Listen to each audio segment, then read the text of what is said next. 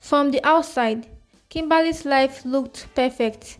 She was young, beautiful, and married into the prestigious Adebayo family, owners of Adebayo Holdings, a company known across Lagos for its real estate and oil ventures.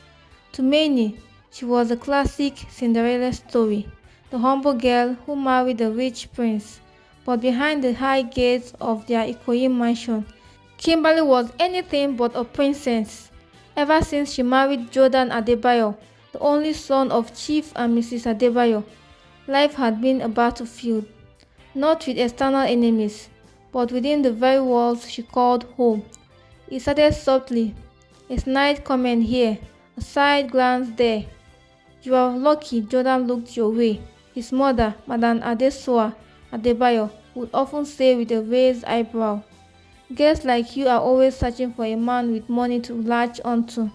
Kimberly would smile politely and excuse herself, swallowing the hurt like a bitter pill. At first, Jordan defended her, but as months passed and his mother's poisonous whispers grew louder, he started changing. You know, he said one evening, tossing his Rolex on a glass table, people have been saying you married me for the lifestyle. And honestly, Kim, sometimes I wonder, did you? She stared at him in disbelief, her chest tightening. Jordan, how can you even ask me that? I mean, look at everything you have now. The cars, the designer clothes, the house. It's a huge step up from your parents' flats in Surulere, don't you think? That night she cried alone in her room, while Jordan slept in the guest bedroom, claiming he needed space. What they didn't know, what no one knew, was that Kimberly had been silently helping their company behind the scenes. Back before she even married Jordan, she had interned at Adebayo Holdings under a different name, Kim Chukwu. Her degree in business analytics from Governor University had impressed the company's former COO, who took her under his wing. She worked tirelessly in the data analysis team, helping restructure their failing logistics arm by redesigning a system to track oil supply and delivery. Her ideas increased company's profit by 15% in just 5 months. She left when she and Jordan started dating seriously, not wanting people to accuse her of climbing the ladder through a relationship. She also signed a confidentiality clause, which meant she couldn't reveal her previous work publicly until 3 years after termination. Now, 2 years into her marriage, they treated her like a leech. One Sunday morning during breakfast, Madame Adesowa sat in front of everyone. If it weren't for your pretty face, you'd be nothing. You came into this family with empty hands. Exactly, Jordan added, chewing his toast with a smirk. Let's not pretend you brought anything to the table. Kimberly looked at both of them. She could feel her body shaking, but she refused to let them see her cry this time. Is that really what you both think of me? She asked. They exchanged glances, but said nothing. She nodded slowly, wiped her mouth with a napkin, stood up and left the table. That week, she packed her things quietly and moved into a small apartment in Lekki Phase 1, bought with her own money from side consulting jobs she had taken secretly. She sent Jordan a simple message. You don't value me. I will no longer fight for a seat at your table. One day, you know who I really am. He didn't respond. For months, she went silent. Jordan continued with his life, assuming she would come crawling back. But everything changed at the annual Lagos Business Conference.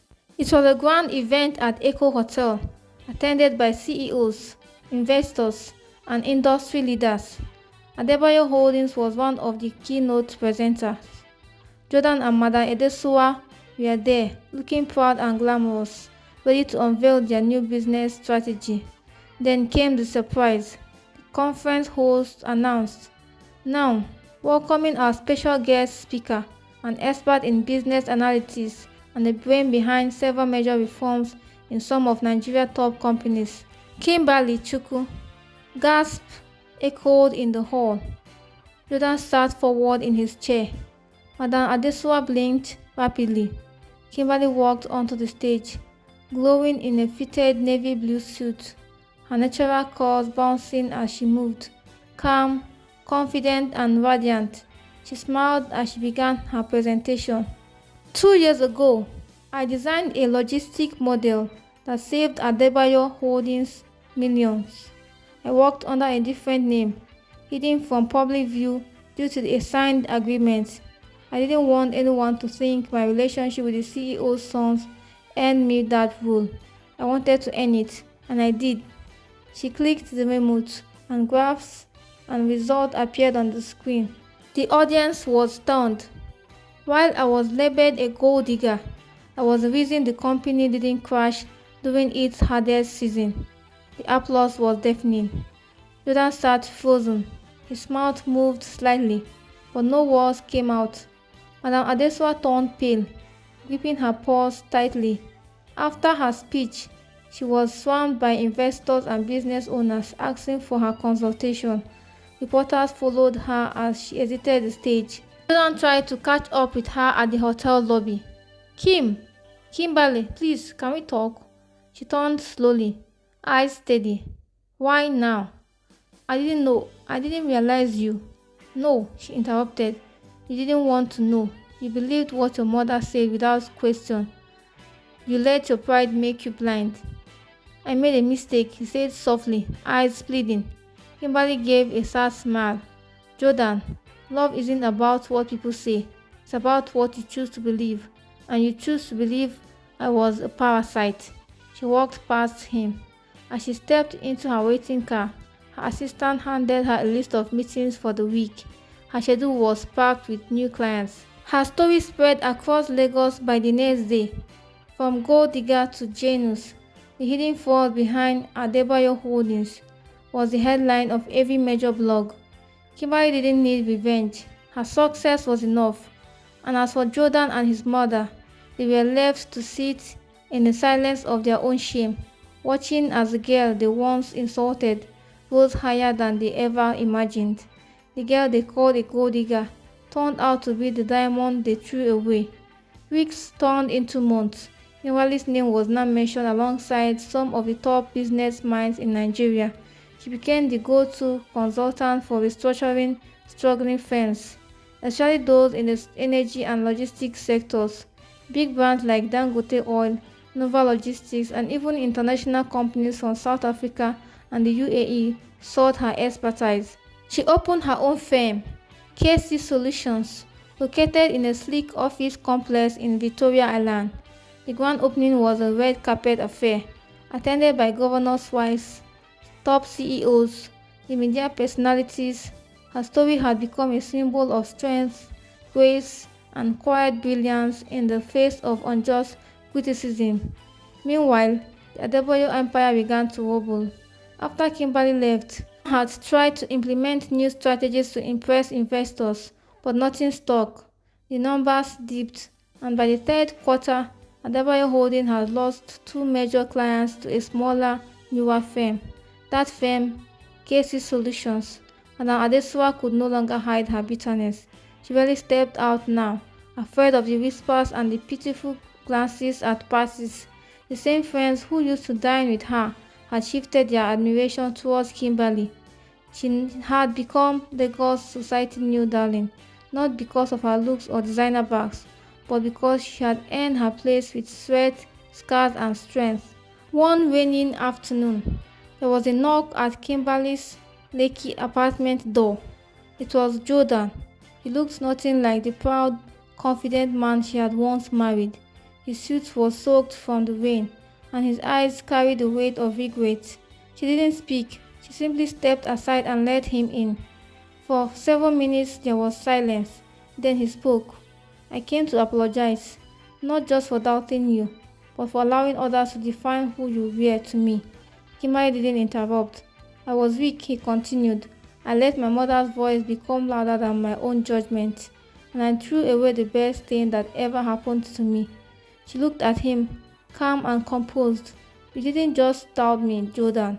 You humiliated me in front of your mother, in front of your friends. You made me feel like nothing. I know, he whispered. I came to ask, not just to get you back. I know I lost that right. I just wanted to say I'm sorry from the bottom of my heart. Kimberly sighed and walked over to the window, watching the raindrops slide down the glass. Jordan, I loved you deeply, and I prayed every night that you'd see me for who I really was. But love without trust is like a car with no fuel. It just doesn't move. He nodded slowly, his shoulders slumping. I understand.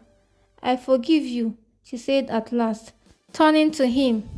But I've outgrown that part of my life. I'm no longer the girl begging to be seen. I'm the woman standing in her own light now. A side smile tugged at his lips. I see that now. He left quietly, leaving behind only the sound of the rain and a bittersweet silence. Months later, Kimberly was invited to speak at TEDx Lagos. Her topic, the power of silence, thriving even when you're misjudged. The entire auditorium stood in ovation as she walked onto the stage. In the crowd, watching silently in the back row, was Jordan. He didn't approach her. He didn't try to force a reunion. He just smiled sadly because he finally understood. Kimberly wasn't just a woman with ambition. She was the storm that they tried to tame, the flame they tried to smother, the voice they tried to silence. And now, she was unstoppable.